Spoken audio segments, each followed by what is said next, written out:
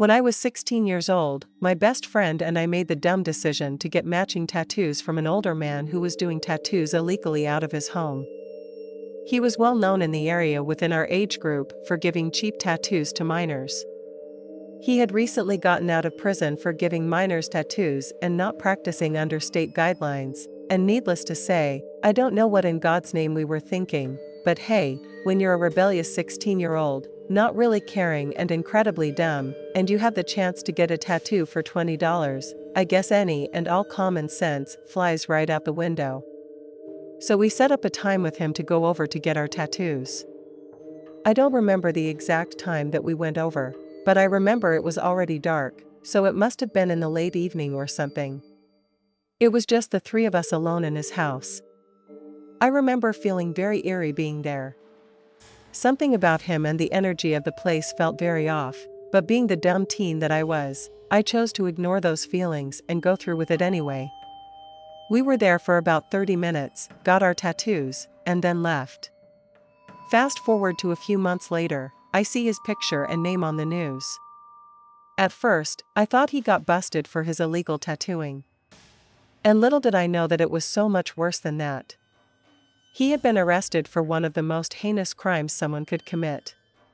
It turns out he bought an old police car, a cop costume, handcuffs, and would go into parts of Portland that prostitutes frequented, impersonating a cop to arrest them.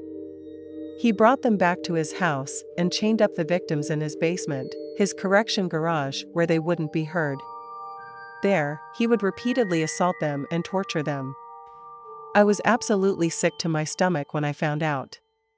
I cannot imagine what these women went through, and I still don't really want to know all the details. This was all happening around the same time that we were at his house, so the chances that one of the victims was there around the same time as we were could have been a possibility. I thank God that nothing happened to us, but there's also a part of me that feels guilt.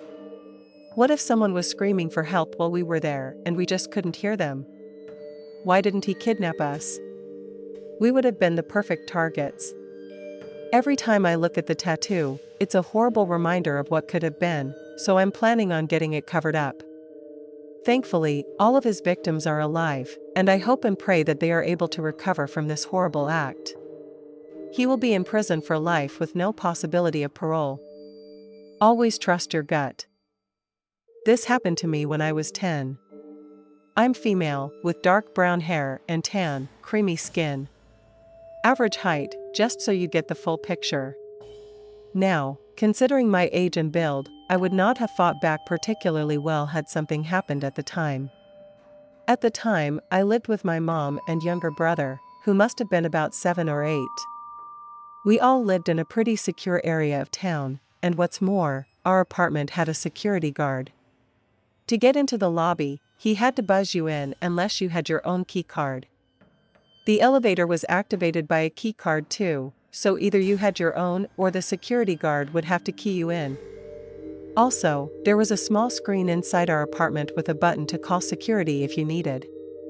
This made us feel safe to some extent, but my mom, being a cautious person, was always very aware. We were moving and had sold a lot of stuff, including our TV, a normal-sized flat-screen thing. We couldn't take everything with us, so this had to go. Eventually, a man in his mid-30s or 40s got in touch expressing interest in our TV. He said that he'd drop by our apartment the same day, and he did, but a little later than expected, as it was around 7 p.m. He did all the usual checks to see if it worked properly, and eventually started asking my mom about where my dad was. He lived abroad at the time. Then he asked me questions like where my school was and how old I was. Being a naturally friendly person, I answered and ended up telling him all about our field trip that I took with my class to a beach. He then asked if he could connect his phone to our TV to project images of the beach. He'd apparently been there before. My mom reluctantly agreed, and he did so. In those pictures, there was a pretty young woman. He said he was a photographer and asked if I would like to model for him sometime. And this is the point my mom pulls me close to her, frowning, and politely declines. I don't suspect anything and am, in fact, excited and keep asking my mother to please let me model. She tells me to be quiet and doesn't sound happy at all. He continues to talk about his photography and says that I would make a good model. All the while, I kept getting more eager and nagging my mom to let me do it. I had no idea of his intentions and was completely okay with the idea. I also noticed the woman in the photo was wearing a skimpy bikini, and since I really wanted to be grown up, you all remember what that felt like, I asked if I could wear one too. He said yes. My mom was freaked out by this point. I suspected nothing, of course, and with childlike innocence, I asked him if I would get money, and again he said yes and kept encouraging me to pose for him. Looking back now, I feel terrible for my mom, who knew exactly what was going on but couldn't stop me.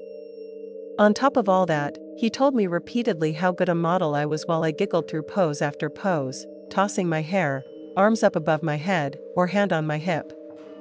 It's creepy looking back on it. He'd been there for over an hour now.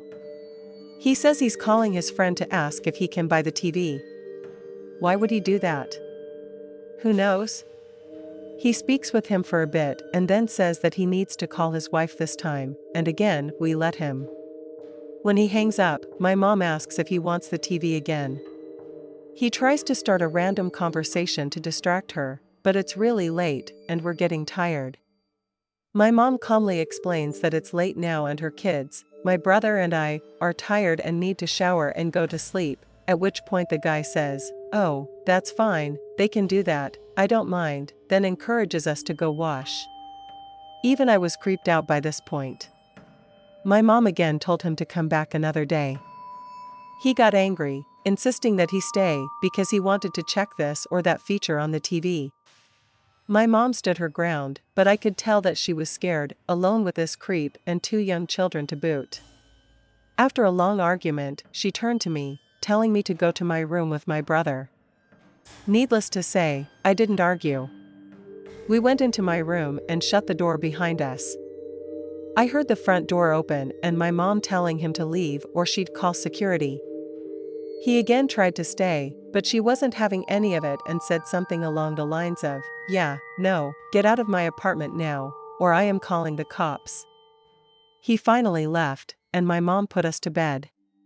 She probably didn't sleep at all that night, and we thought that would be the end of it.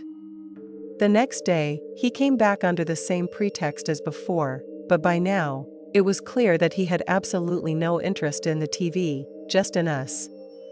Security, knowing what had happened prior to that day, immediately called my mom to know if it was okay to let him through or not. I asked if it was the photographer guy again. My mom, nodding before motioning for me to be quiet, then told security that they weren't to let him in. She thanked them for calling her first, and that was the end of it. Apparently, he got aggressive with security when they tried to show him out. I don't know if he tried anything after that, but I'll ask my mom and post an update if I learn anything.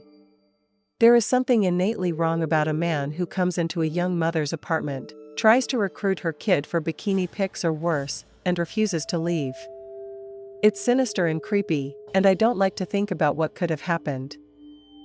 For the weekend, I wanted to visit my boyfriend.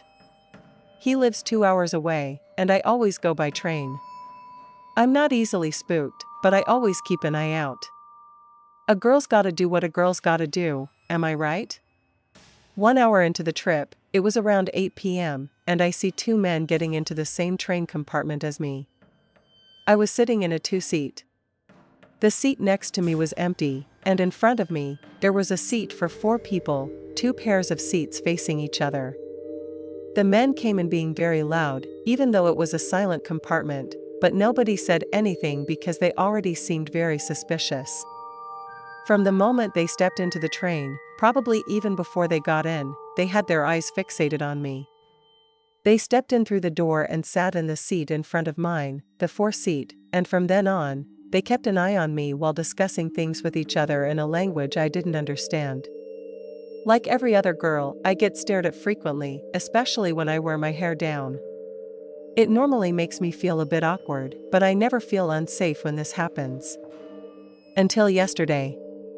They were staring at me in every possible way, through the chairs, standing up, sitting down, and bending over to get a good look, through the reflection of the mirror, and by getting up and walking past me. They were taking turns walking over to the other compartment of the train. The other compartment was only separated from mine by a glass door. Every time one of them got up, they both started staring at me. Then one of them went away, and the other one had a clear vision of me and kept staring. He poked his head through the middle of the seats and offered me chocolate, which I politely refused. Then the other one came back, and 5 minutes later, the other man left, and they kept taking turns walking away.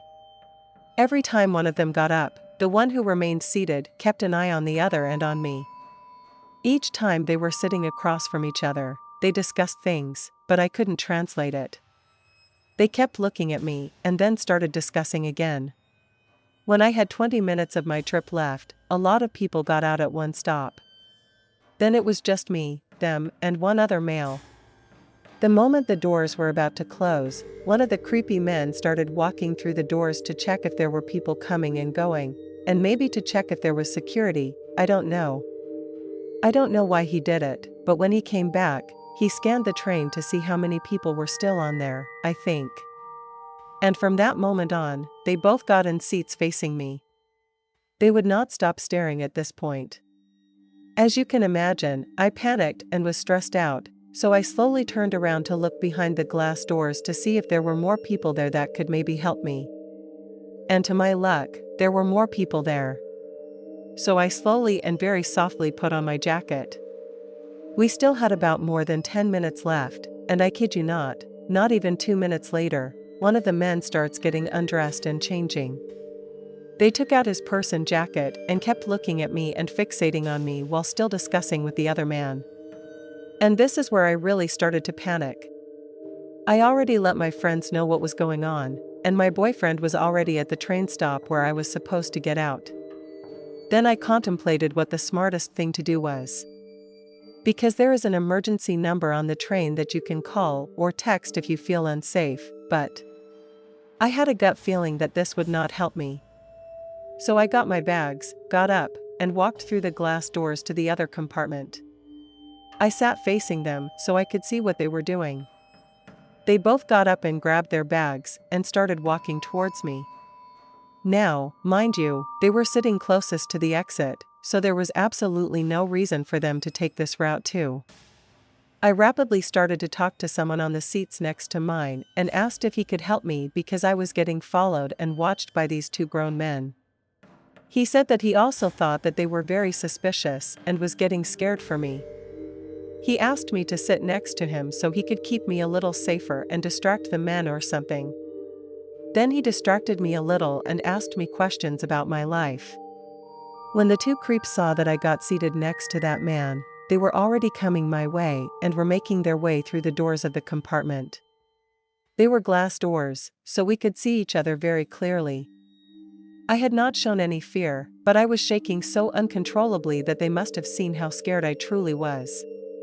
The moment they got through the door, they saw me getting seated next to the other man, and the creeps exchanged looks, looked at me, discussed something, and then looked at me again, turned around, and went the other way again. They were walking to the exit of the train, where, again, there is a glass door, so we could still see each other. The whole time they were standing around the exit, they were looking at me with a very creepy and disturbed look on their faces. I can only describe it as, you got away, but you won't be so lucky next time. That's how it felt. The man that I was sitting next to also got that feeling and was trying to calm me down. He told me that he wasn't going to let me get off the train by myself and that he would wait with me until my boyfriend arrived. But then our stop came, and we walked to our side of the exit, and then came a realization. In the exit of the train, there were standing two other men with the same kind of looks as the two creeps. They talked the same language and acted just as weird. These men were probably the men who the two creeps visited every few minutes. The men at the exit saw me, looked at me with a creepy look, but then the man who kept me safe made sure to them that he would walk with me, and immediately they seemed to look away. They also covered their faces with their hoods. The doors opened, and they nearly sprinted out, just as the other two creeps had hurriedly left. Then the man who escorted me out waited with me until we found my boyfriend, and then he went on with his day. We both could not thank him enough for keeping me safe. I thought that I lived in a very safe country in Europe, but I think that as long as you're a young woman on your own, you'll never be 100% safe while traveling and being abroad. I hate thinking about what would have happened if I was not helped by the man in the other compartment. I wish that I could have thanked him with gifts or a nice gesture, but I don't know his name, and I'll probably never see him again. And to that man who saved me, I thank you with all my heart. I've had a few creepy things happen to me in my life, but this one I still think about how things could have gone very wrong, very fast. I'm a 20-year-old female. This takes place back when I used to live in southern Indiana, like seriously in the sticks.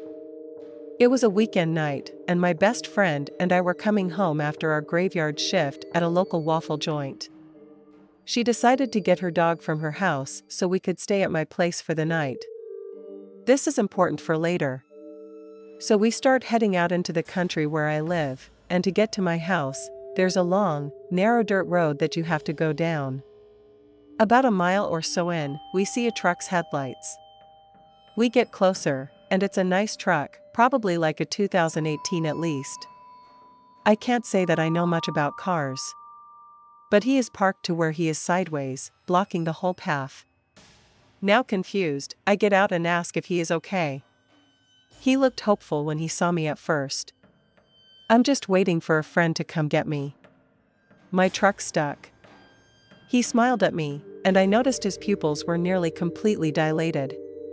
He looks back to my car and sees that I have someone with me, and he looks at the dog sticking his head out of the window. His smile fades, and he says, "Pitbulls are mean and nasty." He quickly turns around and gets back in his truck. I go back to my friend and I'm like, "Put this thing into reverse and use whatever hood race skills that you have to get us out of here." So we take my poor 95 Caddy that really shouldn't be driving on a dirt road anyway and back all the way down that road and get back to the main road. Relieved, we take a different road home. Then, lo and behold, the same guy is parked on that road, standing off to the side, smiling, just looking into our headlights. We were completely about to soil ourselves, and we gunned it the rest of the way home. I don't know how he got there before us or what his intentions were, but I'm thankful that I wasn't alone, being my naive college girl self. So about 2 years ago, I, a 16-year-old female, at the time I was 14, was home with my mom. It was just the two of us. Now, my mom at the time was addicted to drugs and alcohol and was in an essentially drug-induced coma. Nothing could really wake her up. I had decided to take a bath while she slept. My bathroom door was locked, as was my mother's bedroom door, as she seemed to think that we didn't know about her addictions and kept it locked so we didn't find out, and the house was silent. I had only been in the bath about half an hour before I heard my front door open. I assumed it was my elder sister coming back from work, as no one else would just walk in. But I wanted to be sure, so I texted her. Immediately, I got a worried text saying that no, she wasn't home. Why was someone there? I froze. I could hear footsteps. Now, our house was small, one story, and from the front door to the bathroom door was only a small living room. I heard a weird scraping noise coming from the hallway to the bathroom. I heard the scraping stop outside of the bathroom door, and then someone grabbed the doorknob and kept turning it very slowly, side to side, for about a minute. The entire time I was silent, frozen still, and shaking like a leaf. I wanted to call my mom and ask if it was her, but I didn't want whoever it was to hear the sound and get to my mom. After a while, I didn't hear anything. I stayed in the bath for what I think was an hour until I heard the front door open and click shut softly. I still stayed in the bath, long after the water had gone cold, until I heard my sister come in and yell if I was here and if I was okay and why the door was unlocked. I got out of the bath and heard her gasp before I had come out, but when I did, I swear my blood went cold. There was a line spanning the wall of the hallway. The paint had been cut like someone had trailed something sharp along the wall. Currently, the theory is that the scraping noise I heard was someone trailing a knife along the wall. Thanks for sticking around till the end. If you enjoyed the story, don't forget to give the video a like and leave a comment with your thoughts. And if you haven't already, hit that subscribe button and turn on notifications so you never miss a terrifying tale. See you in the next one.